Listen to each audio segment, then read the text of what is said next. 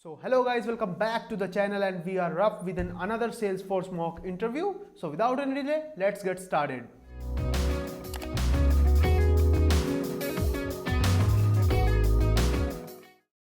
So can you please tell me the differences between Process Builder Flow and Workflow?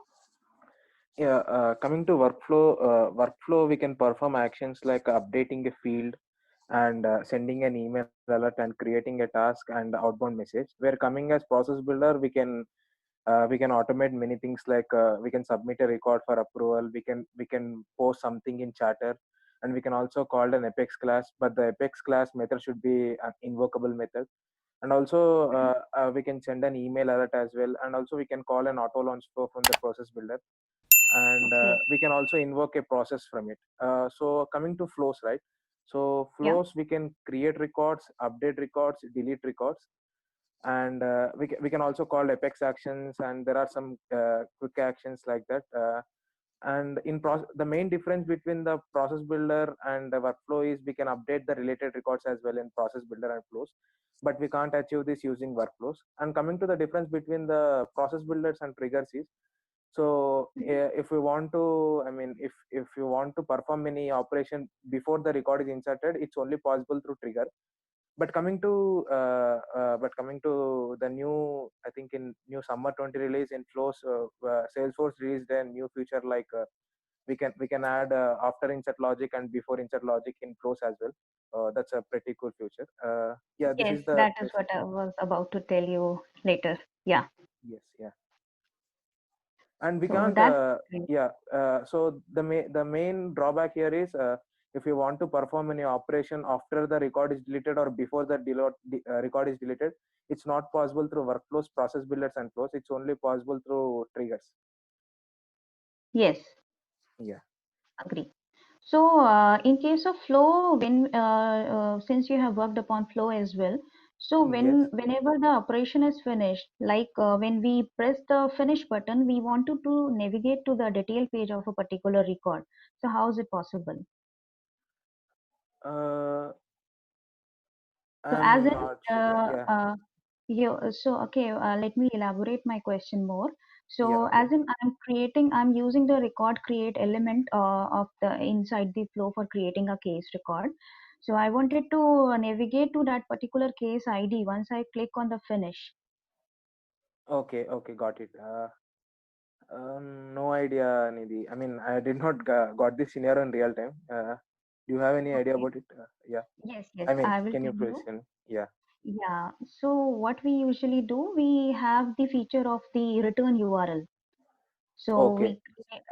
we just pass the return URL in the form of ID, which is while creating an object record, we get the ID. So we Yes. pass that ID in the return URL, and we can easily navigate to the record page. Okay. Okay. Got it. I'll try to do it yeah, today or something, some other day. Yeah, yeah, sure. Yeah. Yeah, going to the profiles and role thing. Yes. What is the difference between that profiles and roles? Just a hairline So difference. yeah, profile is like an we can give permissions for all, like field level security and record types. What are the record types available for the user? Profile can contains multiple users. So while creating a user profile is the mandatory thing. It's basically like a report card which includes all the permission which user can access. Like a field level security. What are the record types available for the user, and what are the page layouts and object level permission, like create, read, edit, delete. And also we have view all, modify all. So coming to roles, it's basically a record level security. So if there are two roles, there are two user, one user has a role of employee and other user has a role of manager. So that Mhm. manager can see the records under his role. I mean, see the records of an employee role. That's the difference between the profile and role. Okay, so can we assign more than one role to a particular user? And no, only one role for per user. And is it mandatory to assign a role while creating a user? No, it's not mandatory. Okay, okay, fine. So as in for one user, there was one scenario that I was not able to see the setup and the developer console in the gear icon. So what can be the possible cause? Um, Maybe development mode is off in profile level. Mm-mm. Okay. Yeah, maybe Yeah. that's the issue. Is that correct? So no. Actually, we have a permission called as author apex in Okay, profiles. okay, So okay, we need to assign at the profile level so that all the users belonging to that particular profile will get the access of the okay. setup as well as the developer console. Got it. Yeah.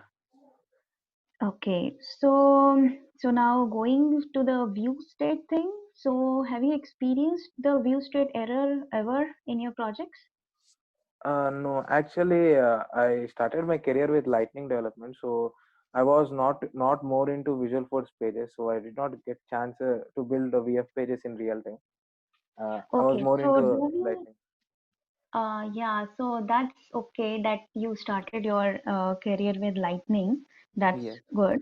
So do we get this type of error in Lightning, Uh, I mean, whichever view state. view state? Yeah. Mm, till now, I did not face it neither. Okay. So Yeah. yeah, actually in Lightning, this Aura framework, we don't get this type of error. Okay. Yes. Yeah.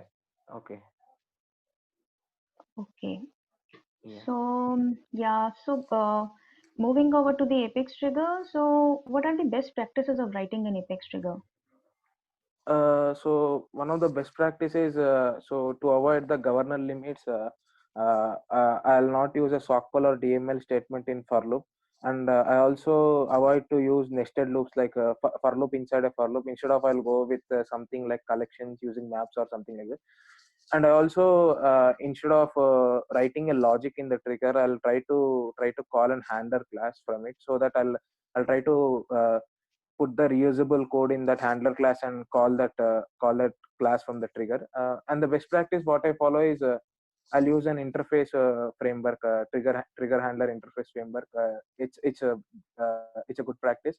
And Hmm.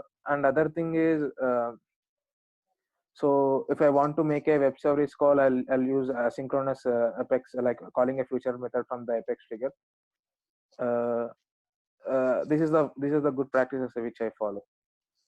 So do you write more than one trigger for on No, an no, object? yeah, yeah. We can't. I mean, there is a possibility we can create a two triggers, but it's not a good practice because the execution is not guaranteed. We can't guess which trigger will be executed first or second. It's not guaranteed in that scenario. So it's better to have one trigger for each object. Yes. Okay, Yeah. that's good. So what about the sometimes maybe you might have experienced this error maximum trigger depth reach. Yes. Yeah. So Uh, why do we face this error, and what is the possible solution we as a developers use to avoid this? so maximum trigger depth increase is caused. Is it for mixed DML, right? Is the same as mixed DML, right? Hello. Hello? Yeah, can you hear me, Yeah, Lily? it's just yeah, now I can hear you. It's just due to the recursion. Okay, okay. So we can avoid it by using a static Boolean variable. So there may be a chance like trigger will be into an infinity loop. So to avoid it, we can use a static Boolean variable and just make sure to execute the trigger only once. Okay, so before performing any DML operation, we just initiate the Boolean variable. Yes, yeah, yeah, Okay, yeah. yeah. So what's the basic differences between Sockle and the Sossle? uh, so Sockwell is like we can get the fields from only one object, and whereas coming to SOSL, it's basically a search language. So we can search in multiple objects. We can get the results of multiple languages. The uh, Maybe the syntax of the Sockwell is, select fields, all the fields from object name, and we can also put where clause as well. Whereas SOSL, it will only search in text fields and uh, email fields and phone fields. I think phone is not Correct. possible. If phone is possible, Mhm. I'm not sure about it. Yeah. Maybe, yeah. So it will return. It will search in all the objects. So number of for every thing there is a limit in Salesforce. So number of SOSL we can use in a transaction is 20, and number of SOQL we can use is 150. Have you worked upon the test classes? Yes, Nidhi. Yeah. So what are the best practices of writing the test class? So first thing is, I'll try to create a test data factory. So instead of Mhm. creating the records in every test method, right? We can directly call that test data factory, which acts like as an handler class.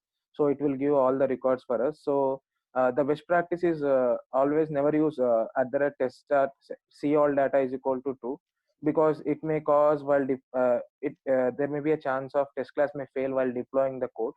So it's not the good practice to use that annotation. And other thing is, one of the best practices is, for every method we have to use the system.access statements to compare the actual and expected thing written from the main class. So if there are any private methods which are used in the Apex classes, to cover the private method, the private method should be annotated with at the rate test visible. And coming to other thing is, so we can also load test data. We can also load the test data from static Correct. resource as well. Uh, Correct. uh, yeah, why? Because so in test class, if we are creating an account, so for now there is only one required field called as account name. Maybe in future we may make rating as also required. In that scenario, test class may fail. So that it's better to load the Excel sheet into the static resource and call that static resource in test class and create the test data. I mean, we can just modify the instead of modifying in the code, we can directly modify it in the Excel and load it in the static resource, Yeah. and that will be the good practice which I follow. Yes, yes. This is the correct practice which we used to follow in our projects also. Yes, yeah. So, if I have a scenario to delete a Apex class or trigger from production, how can I proceed? We can use destructive XML. Using destructive XML, we can delete a Apex class. Okay, that's good. Yeah. So do you use the force.com and migration or the workbench or force.com ID what for For this? deployments, For the I, deletion purpose, actually, maybe the uh, destructive XML you suggested. yes, yes. Yeah. I'll be using ant migration too. Okay. Yeah. So have you worked upon the custom settings and the custom metadata type? Yes, yeah. So what are the basic differences and which is preferred over Uh, another s- one? okay. So custom metadata is new one. Whereas coming to custom settings, there are two types of custom settings. One is list and hierarchy. Uh, Hierarchy is like, I'll try to give in a example way. So for example, if we Mhm. have a trigger, so and if you want to run the trigger to a particular user, and want to skip the trigger logic for a particular user, we can achieve this using hierarchical custom settings. So custom settings and custom metadata is similar. It's similar to custom object, but the thing is, it will store the data in the cache. And the major difference between the custom settings and custom metadata is, so custom metadata, we can write a SOQL on it, but we can't write a SOQL in custom settings. But even Yes. after writing the SOQL in custom metadata, it not cover up in the governor limits. If you are using custom metadata SOQL query, it will not Mhm. cover in the government limits. And also we Yes. can deploy the custom metadata records. We can directly deploy the custom metadata records to any other sandbox or any other production, but we can't deploy the data in the custom settings. Yes. Yeah. Correct. So, so have you worked upon the knowledge articles? Yes. I mean, I don't have a real time, but I did some trailers on it. Yeah. Okay. So yeah. So do you have some idea that how can we control the visibility of knowledge articles? So what's the feature provided by Salesforce so that we can control the visibility? No, I'm not sure about it. I did some trailer long back. I don't remember it. Okay. Can you give me So a do brief you, on it? Yeah. yeah, just I have some idea about it. Do you have some idea about the data categories? Yes. Yes. We I have. I know about data categories. Yeah. Okay, so usually we use the data category and the related mappings Yes. to control the visibility of the knowledge articles based upon the users. Okay. Got it. Yeah. So actually, recently we had to have a one requirement that on the we have related list, sorry, Yes. list views. Yes. Yeah. So on the list views, we do have one list view name as recently viewed. Yes. So on that, we have a new button. So actually in the search layouts, we have removed the new buttons, but from the recently viewed list view, we are not able to remove it. So we wanted to restrict the users creating the record from that new button. How can we proceed? Uh. No, I'm not sure about it. So do you understand the problem? Yes, I understand the requirement. So it's not visible in the recently. It should not visible in the recently viewed list view. So we Yes. can remove it from the search layouts, right? So we can No. remove it from the. Yeah. That's pretty much straightforward that we can remove it from the search layout, so it will not be visible in another list views apart from the recently viewed list view. So there is an idea already posted in the idea forum. So Okay. that there is just a workaround for that. We can create a visual force page and override the properties, and we can just provide a message to the user that Yes, you I mean, cannot create any record. yeah, we can override that and call a lightning component or visual force page and just pop up a message. That's a good idea. Pop up a message, as well as we can create a validation rule while Yes, while performing an operation for a specific record type. got it. Yeah, yeah. So so once we were trying to deploy one report using ChainSet, so that particular report was not visible in the ChainSet. What can be the possible reason? Uh, maybe sharing is missing. I mean, folder. So particular user does not have an access to a folder which the report is in. I mean, the report folder does not have an access for the user. Yeah. So actually, we were system administrator. Okay. So the report was created inside the private folder. Yes, maybe. Yeah, yeah. Okay. Um, so, so have you worked upon some deployment tools? Yes. So in my initial stage, so I used chain sets, but the thing is, I've used different deployment tools for my projects based on the Mhm. client requirement. Like there are some old systems which I worked on. So based on their best practices, we followed. Like I worked on Ant migration tool in one of the project, and I worked on Force.com IDE, which is recently retired. So Mhm. our team just now we are using Visual Code Studio because of Force.com is retired. So right now we are using Visual Code Studio. Yeah. VS Code. Okay. Yes. Yeah. So by that you must. So have you in your team they are utilizing the CI/CD process or what? Uh, no, The complete continuous integration, continuous deployment process for no, the deployments. no, we are not using that.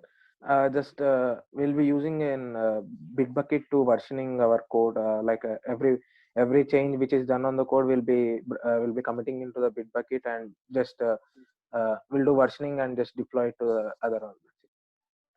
Okay, so by that you must be experiencing some merge conflicts also. Yeah, yes, there may be merge conflicts. I mean, the same class can be worked by users, right? So Yes. yeah, uh, So how do you resolve those merge conflicts?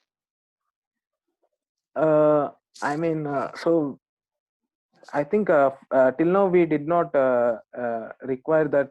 I mean, till now we did not get a chance problem like merge conflicts, but we'll be using a scratch org for every user so that a user can code in that particular scratch org. Yeah. Okay, so basically, what the basic idea was to use the version control system, and sometimes we use the Git or the source tree, so that Okay. we can see the differences in a Apex class or Apex trigger or any component, which Yes. was Yes. Yeah. yeah Yeah. I already mean, called. in Bitbucket also, yes, I got it. So if there is any conflicts in the in two versions, so we can directly merge in Bitbucket as well. Yeah. Yes. Yes. Yeah. So so, uh, so what are the different type of events in Lightning? Uh, so we have uh,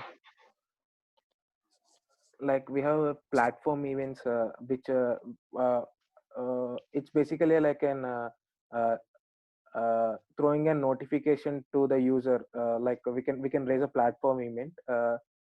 That's what I know. One is platform event, and yeah, and also we No, I'm have talking about the application events or okay, the okay, okay, component got events. it.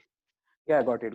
So there are two types of events in Lightning Components. One is application event and component event.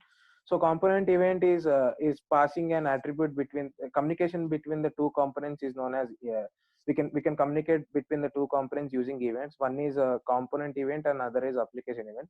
Component event we can pass data between the child and parent in an hierarchical, whereas coming to application event it has wider range of audience. So if there is no hierarchical relationship between the component, also we can pass the attributes to that component.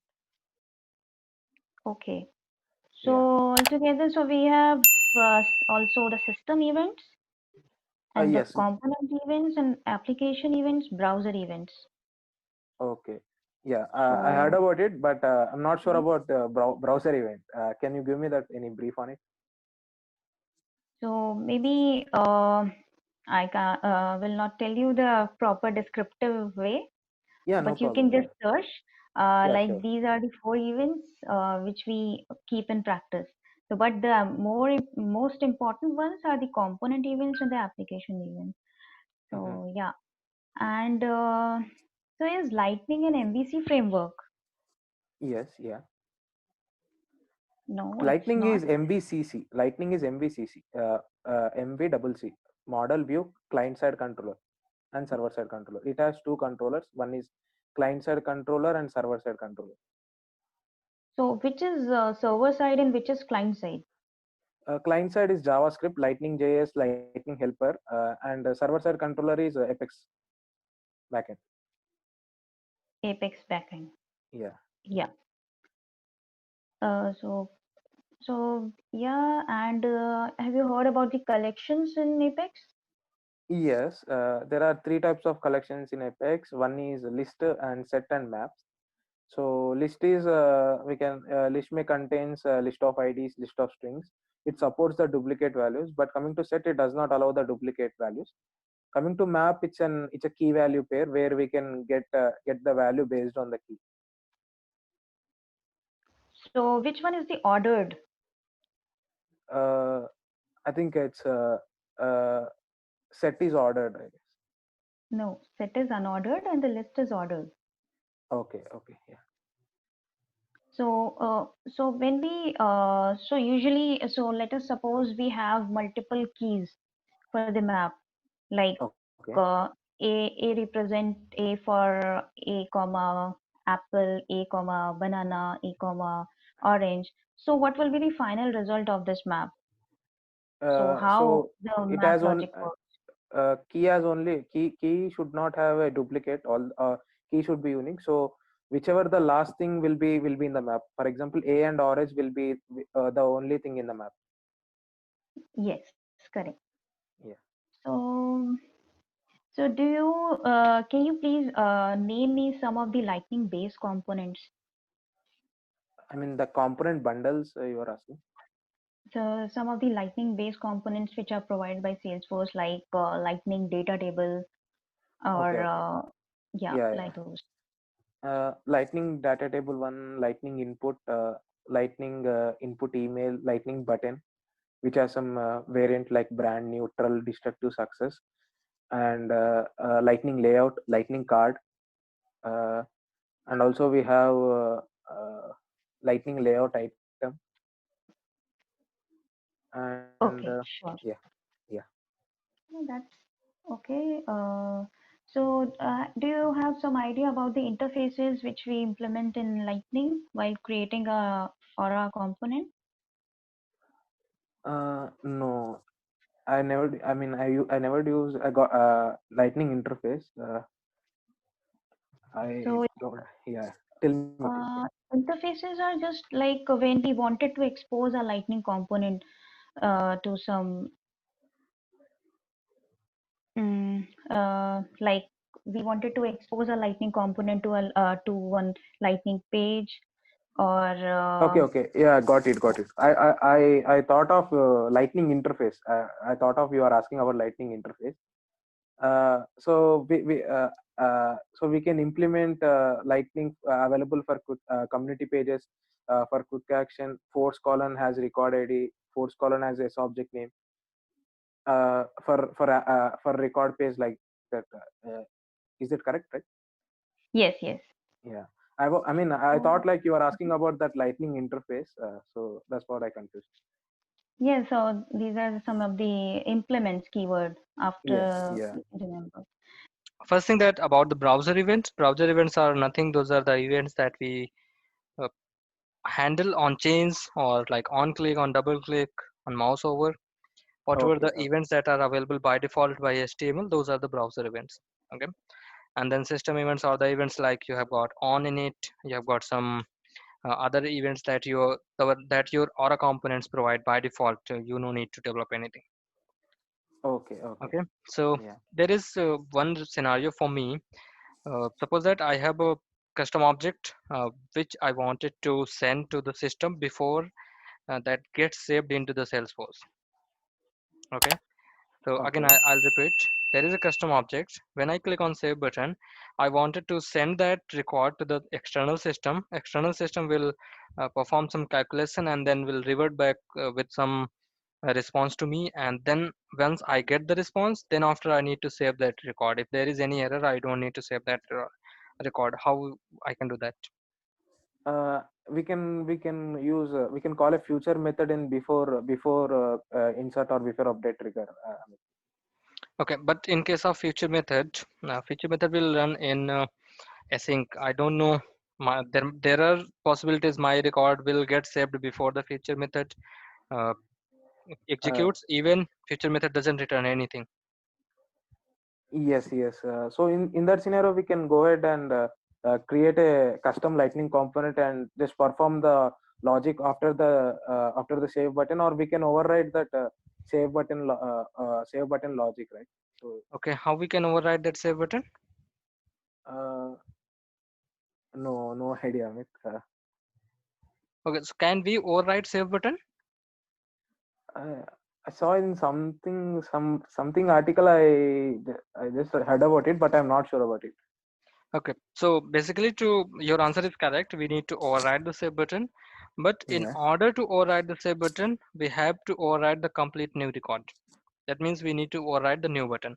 And as soon as we'll override new button, that is going to override the save button. We have to provide our own save button. Okay, got it. Yeah. So in that scenario, we have to create the custom component with new look and feel, right? So Yes, you or can else, create. yeah, yeah, yeah. Okay. So there is another scenario. Suppose that there is a VA page or a Lightning component. You can suppose any one of them. And then on the button click, I need to call a web service, right? Yeah. And that web service is making a call out to the external system, returning some response to me, and I am displaying that response inside a data table. That is working fine. Now later on, as data increases, or we can say, yep, we can say as data increases, there is an error of timeout error. How we can resolve that? Uh, so I mean this. we can. So is this web service called on whenever the record is saved to database, something like that? No, there is a button, and on the button click, that web service is being called and returning us the response, and we are getting the timeout error. Okay. We can use asynchronous Apex, which has some which will run in the own thread, like that. We can use. No, actually, the requirement is that on the click of a button, we just need to show the information then and there. That is a real-time requirement. Okay. No idea, Amit. Can you give me a brief on it? Yeah. Okay, so in a web service call, whenever we are doing the integration, we have a method called set timeout, and we can provide the maximum timeout, that is 120 seconds. So we can provide there, and then still if we are getting the error, there is a concept of continuation. And continuation, what it does, I will give you a very brief overview, and then you can read about that. Continuation, whenever you send a request to the web service, continuation breaks the connection between your component or between your web pages. And then once that service returns the response, continuation again makes the connection and then give you the result. So in that case, it also improves the performance and also take care of this timeout error thing. Okay, got it. Yeah. Okay. I'll try to do this thing. Yeah. Yep. So in the omni-channel skill-based routing, what you have done? So I implemented a skill-based routing. We can based on the service resource skill, we can route that cases to a particular agent. So we can implement skill-based routing using an Apex class, or also we can use Apex flows as well based on the subject. If the case subject matches with the skills for a service resource, it will automatically assign to that agent. Mm-hmm. So what approach did you follow? I followed flows by using flows. Okay, no problem. I think then we are good, and we are good to close this.